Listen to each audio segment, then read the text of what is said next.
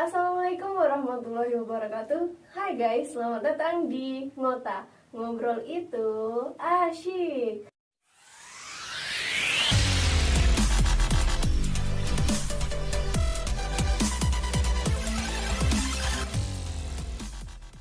Yang lemah seperti saya gitu Iya. kan. Dulu memang kita kuat. Yang lemah seperti saya, apa yang bisa pekerjaan yang paling mudah yang harus bisa saya lakukan supaya bisa mendapatkan uang gitu. Akhirnya ada teman saya mengajak saya ke satu tempat.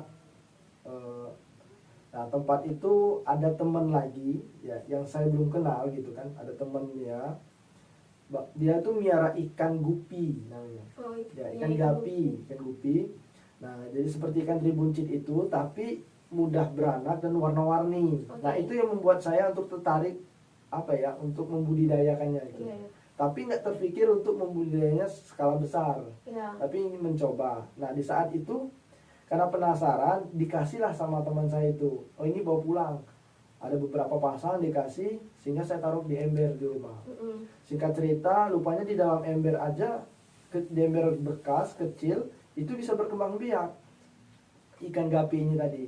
Nah, Mudah jadi berarti. ya mudah berkembang biak. Jadi di situ Terlintas. iya di pikiran saya bahwa oh, ikan ini mudah dikembang biakan gitu.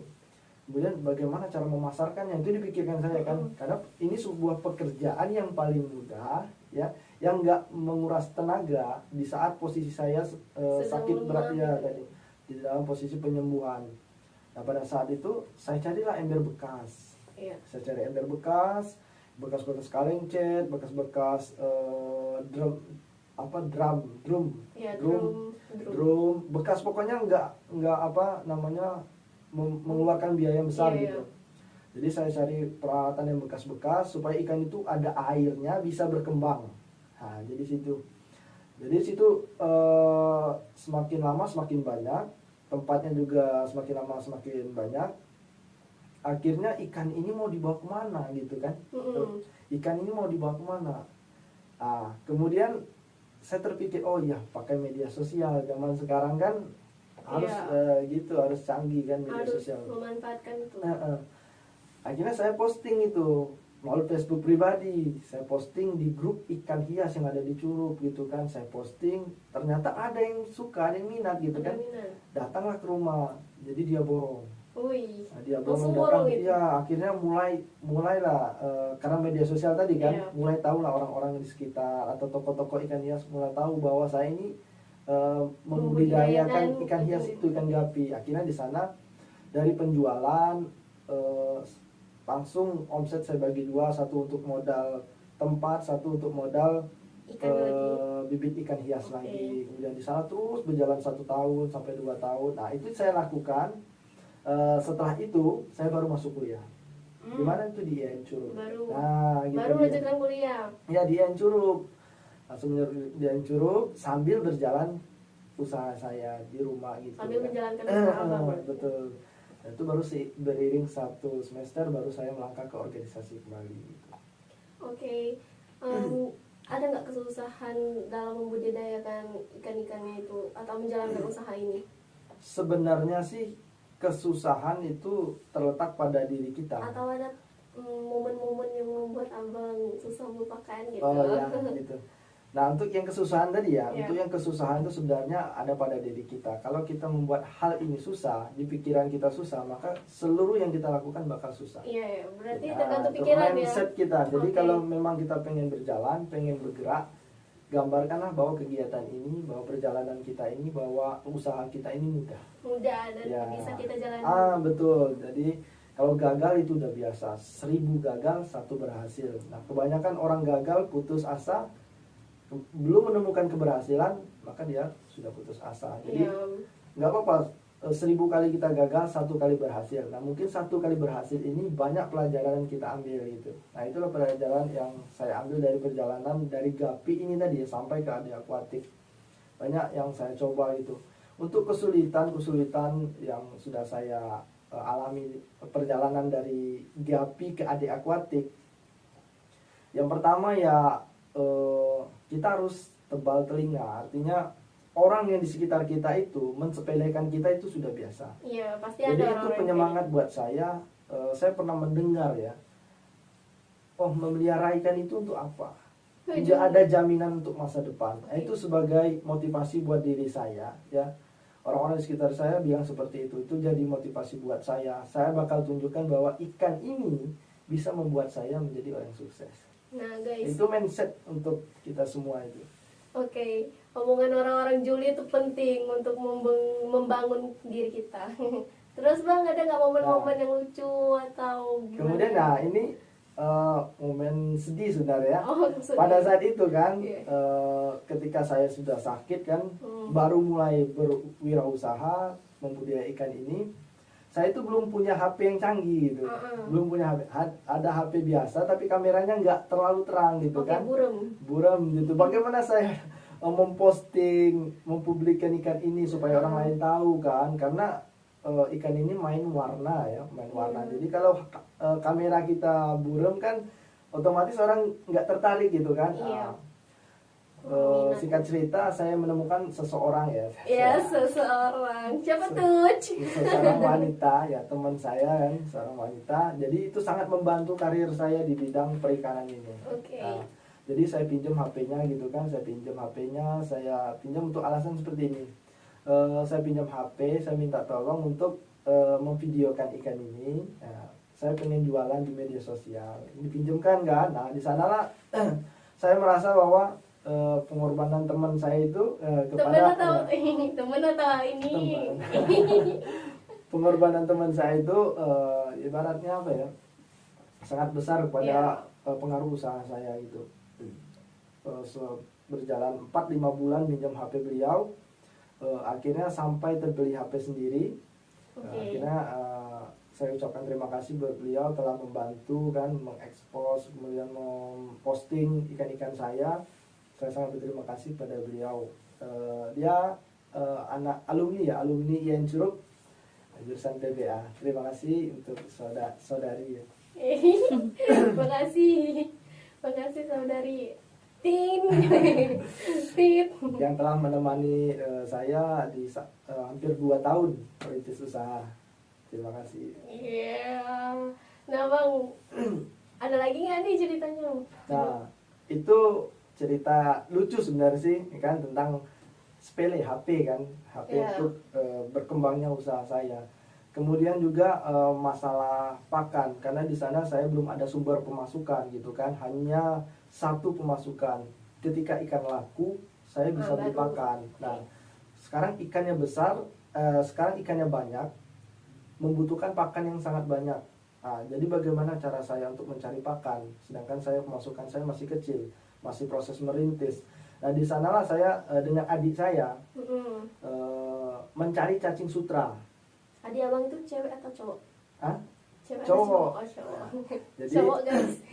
mencari cacing sutra, disiring-siring, di got-got, kemudian di bawah got itu. Pokoknya mencari cacing sutra di tempat yang kotor gitu, sampah dan sebagainya. Itu banyak cacing sutra. Nah, di sana saya harus tebal muka kan. Pada saat itu saya sudah kuliah semester 2. Saya harus membagi waktu 1-2 jam untuk mencari cacing sutra disiring-siring. Ya. Di sana saya harus tebal muka, banyak orang-orang melihat saya, untuk apa sih masuk ke dalam siring? Untuk apa sih ngorek-ngorek sampah? Nah, orang lain tidak melihat hasil dari kita ngorek-ngorek itu kan. Tapi orang lain nilai, untuk apa dia? Paling itu dia mulung, paling dia mencari sampah dan sebagainya. Tapi itu harus sifat malu harus saya buang jauh-jauh gitu. Dari mencari cacing sutra itu membuat motivasi saya, ya orang lain bilang, untuk apa sih mencari cacing sutra disiring-siring, kotor dan sebagainya. Nah, itu adalah salah satu proses yang saya lakukan pada saat itu. Susahnya mencari pakan, belum ada dana dan sebagainya untuk biaya operasional pakan dari usaha saya itu. Akhirnya dapat. Akhirnya setelah itu usaha berjalan, merintis mencari pakan sendiri, masuk ke siring. Usaha saya berhasil dari mencari pakan ikan sendiri. Akhirnya saya bisa dapat membeli cacing sutra.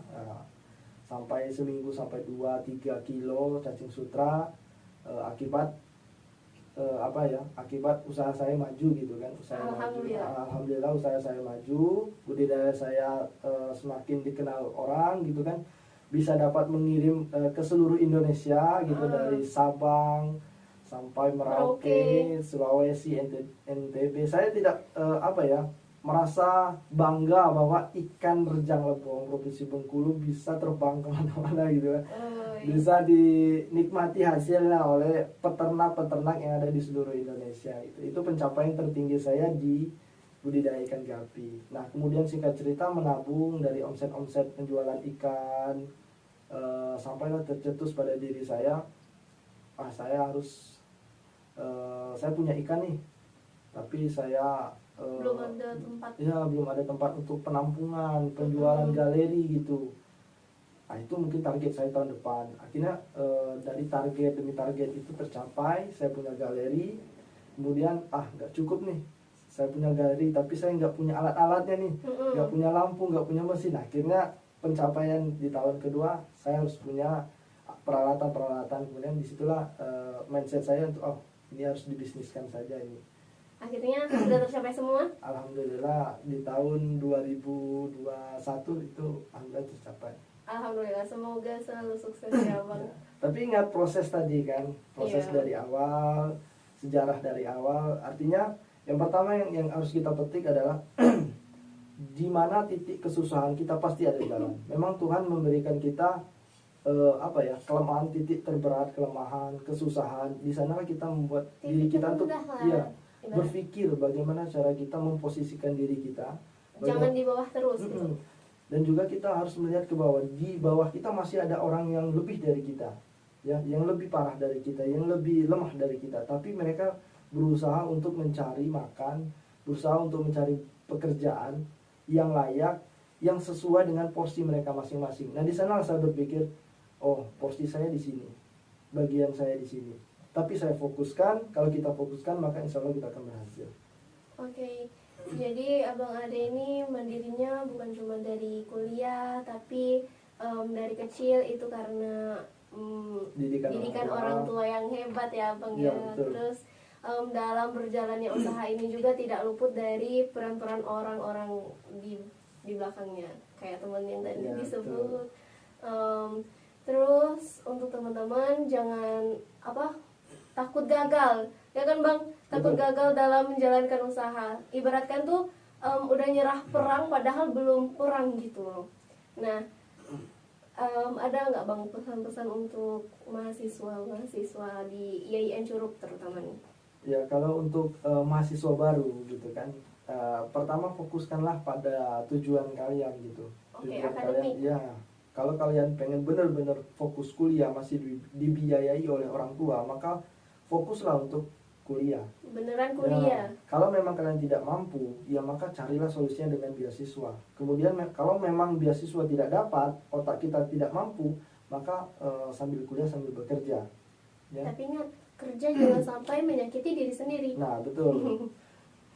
Seperti saya tadi kan, tapi ingat kebutuhan kita, porsi badan kita harus kita ketahui juga. Ya, betul.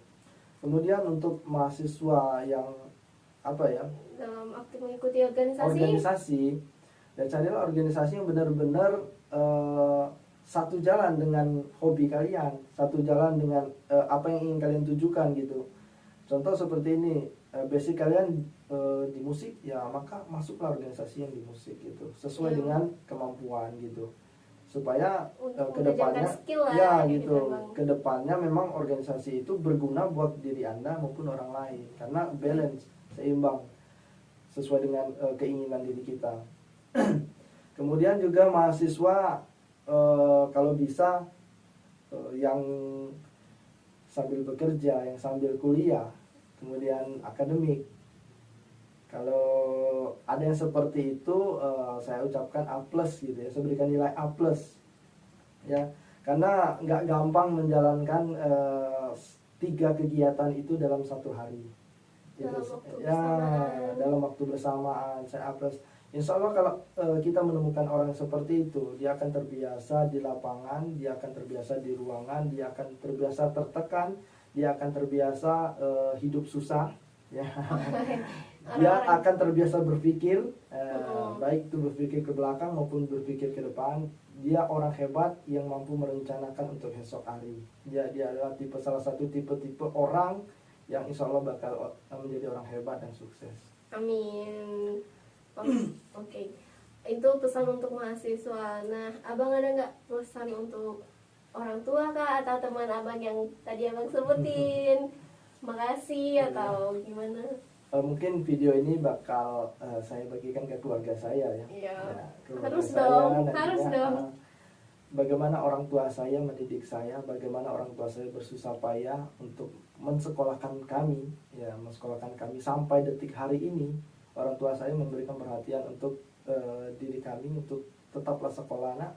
Walaupun apapun kondisi kalian tetap harus sekolah. Bagaimana caranya kita harus tetap sekolah, apapun pekerjaan, ibu mau merumput, ibu mau mencuci piring di tempat orang, ibu mau yang penting pekerjaan itu halal, tapi duit itu ibu serahkan untuk kalian untuk sekolah. Nah, di sanalah pesan orang tua saya, dia bekerja keras untuk diri saya sampai detik hari ini, beliau masih bekerja, ya, bekerja untuk dirinya dan untuk keluarga kami. Pada saat itu orang tua saya bilang saya tidak mau berdiam diri sampai diri saya capek untuk bekerja. Nah, jadi termotivasi buat saya, terima kasih buat orang tua saya sampai detik hari ini beliau masih tetap bekerja. Nah, itu adalah salah satu buat anak muda, buat mahasiswa, orang tua aja sudah setua itu masih tetap pengen bekerja, padahal anak-anaknya sudah bekerja semua. Itu adalah orang tua saya yang paling hebat, paling kuat. Semoga diberikan kesehatan terus, umur panjang. Buat keluarga saya yang telah membantu, ya, baik itu keluarga saya yang di Bengkulu, keluarga saya yang di sini, sahabat saya yang telah membantu, baik itu karir saya dari nol sampai saat ini, orang-orang yang di sekitar saya membantu kegiatan-kegiatan saya, usaha-usaha saya, ucapkan terima kasih. Tanpa kalian saya tidak bisa tumbuh berkembang seperti ini, ya. Tanpa jasa kalian, pengorbanan kalian, terutama untuk kedua orang tua saya, insya Allah di tahun depan niat saya untuk umrohkan orang tua saya tercapai. Amin. Dan doa-doa kalian juga membuat diri saya untuk semangat untuk bekerja, mencari uang untuk membalas. Sebenarnya orang tua saya tidak bisa kebaikan orang tua kita tidak bisa terbalaskan gitu, kan. Tapi dengan niat saya yang tulus, dengan doa kawan-kawan semua yang ada di broadcast dan yang menonton untuk mengumrohkan orang tua saya, semoga tercapai. Amin. Amin ya rabbal alamin. Mungkin itu ucapan terima kasih saya buat kedua orang tua saya, buat keluarga saya, dan buat teman-teman saya. Oke, amin. Semoga tercapai abang. Amin. Dan kalau nggak salah abang sekarang lagi sibuk skripsi. Betul. Nah, ini pada semester akhir ya. Iya, semester akhir. Lagi sibuk-sibuknya. Sudah sedih tadi. Kita langsung ke problem masalah skripsi ini. Makin sedih bang. Ya, sebenarnya sedih juga sih. Tapi harus kita selesaikan karena ini adalah pendidikan akademik terakhir, mata kuliah terakhir ya, skripsi. Nggak tahu saya berapa SKS. 6 SKS kalau salah. Ya, SKS. Nah, ini mata kuliah ya yang harus kita tuntaskan gitu kan. Salah satu prasyarat untuk kita tamat dari ini. Wisuda. Nah, sibuk bimbingan, sibuk skripsi. Nah, itu membuat waktu dan pikiran saya mungkin agak bercabang gitu kan. Tapi saya tetap fokuskan ke akademik saya walaupun di sela-sela kesibukan saya. Oke ya bang, semoga cepat skripsian, cepat sidang, kan? cepat tamat. Kayaknya udah gak sabar nih. Oke, itu dia teman-teman cerita dari Abang Ade. Sangat menginspirasi ya untuk kita semua. Semoga bisa memotivasi kita untuk terus berusaha tanpa takut gagal, karena dari kegagalan itu maaf mic-nya goyang. Karena dari Pokoknya jangan takut gagal, karena dari kegagalan itu kita terus belajar, mengambil pengalaman untuk sukses. Nah, terima kasih ya Bang Ade. Semoga sukses selalu. Amin, amin, amin. Dan pencapaiannya tercapai ya. Amin. Amin. Oke, jadi sebelum Anggun tutup nih podcast kita hari ini, Anggun mau kalau Abang Ade itu ikutin gaya Anggun. Jargon Anggun, jargon tim Ngota tepatnya. Okay. Jadi kalau Anggun bilang Ngota ngobrol itu asyik. Oke, Abang. 1, 2, 3. Ngota ngobrol itu asyik. Terima kasih teman-teman. Semoga videonya bisa memotivasi kita semua. Dan untuk teman-teman jangan lupa saksikan terus video-video selanjutnya dari Ngota Channel. Ada banyak video nih, dan jangan lupa ya disaksikan. Jangan lupa untuk di like, komen, subscribe dan di share ya. Oke teman-teman, Anggun sebagai presenter pamit undur diri. Untuk Abang Ade, see you di next video. See you dulu dong Bang penontonnya. Dah. Sekian, assalamualaikum warahmatullahi wabarakatuh. Bye.